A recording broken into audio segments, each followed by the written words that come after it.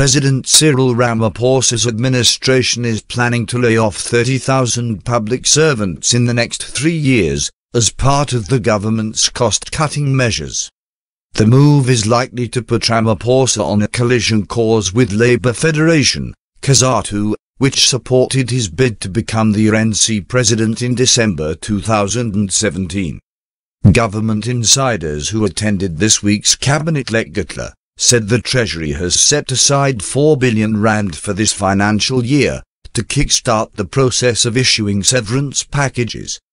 A senior government official with knowledge of the planned restructuring said the layoffs would reduce the government's salary bill by R20 billion. Last year, the Treasury announced it was considering the implementation of voluntary severance packages to reduce the public sector wage bill. A senior government official this week said attempts to do this had failed, prompting the government to opt for employer-initiated packages. Those most likely to be affected were the government's older and more experienced employees. The voluntary employee initiative is not working because employees are not moving, the senior official said. If we don't deal with it now, even if we reconfigure departments, we will still have the same number of government employees. So you must get rid of them so that it's not only about reducing the strain in the form of ministers, but also in the form of the number of officials, the official added. But the downside is the targeted ones are the older, senior officials. It is done with the hope that once they exit, you create a platform for the youth to come in. But the youth come with no skills and capacity, and therefore you compromise the capacity of the state. The proposed job cuts come at a time when the process to reconfigure the government is at an advanced stage, and which is likely to be implemented after next year's general elections.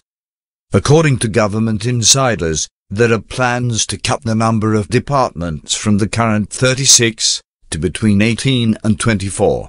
The lecture also discussed the possibility of cutting non-performing state-owned entities that have habitually relied on government bailouts and moving their functions to departments.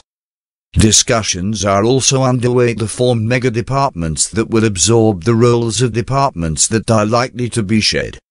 One is the Department of Planning, Monitoring and Evaluation, DPME, which government officials said would possibly be moved from the Presidency to the Public Service and Administration Department. As much as DPME might be in the Presidency, they are not constitutionally mandated.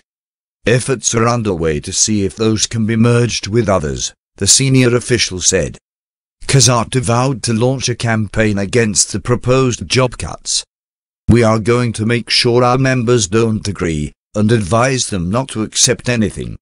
They must only retire when they are ready, said COSATU's public sector wage mandating chief, Mike Shingange, who is also deputy president of the National Education, Health and Allied Workers Union. We are going to mobilize all public sector unions through the Federation. And at the next Central Executive Committee meeting, the matter will have to be raised with the view of initiating a meeting with the government urgently. The Public Servants Association's National Bargaining Chief, Leon Gilbert, said the Labour delegations at public sector wage talks were warned about the government's plans, and rejected them outright. During wage negotiations, the employer brought it in as part of the voluntary severance packages. At that stage we were of the view that it is inappropriate to include it, he said.